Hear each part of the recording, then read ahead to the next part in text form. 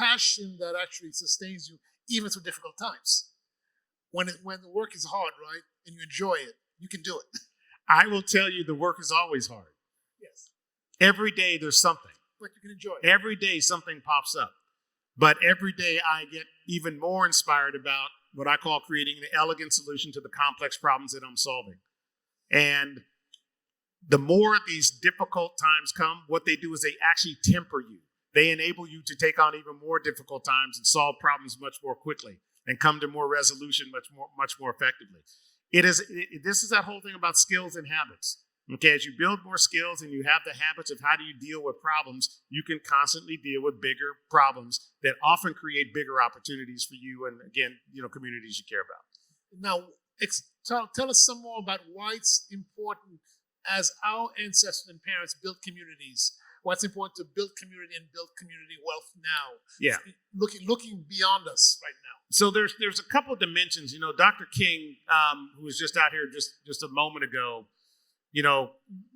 really redefined this whole idea of beloved community. Exactly. What is a beloved community? How does a beloved community work? It's an ecosystem of support and infrastructure to accelerate the advancement of those in that community in different ways.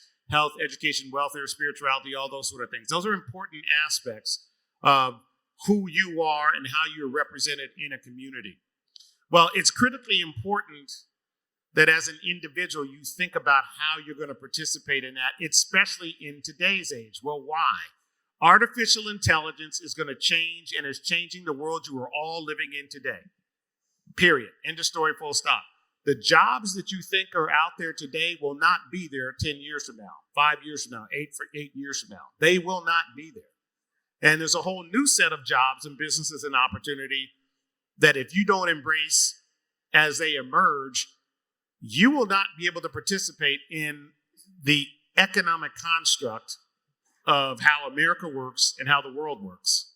And I will guarantee you that now. So if you're not paying attention, getting engaged in this, your future is going to get very dim. If you engage in it, it's going to be very bright. And that's the opportunity set.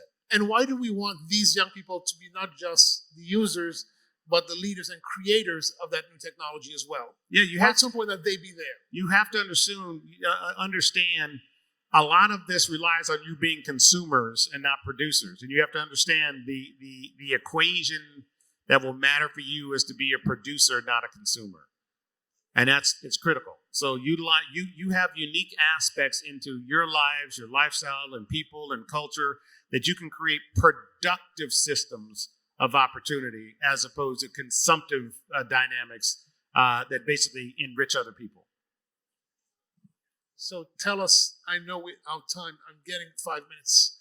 Our time is coming up, but tell us of why we have reason to hope, even in difficult moments, in difficult times, why we have reason to hope, given that we have these young people before us. When I was your age, I wasn't able to put all of it in as much context.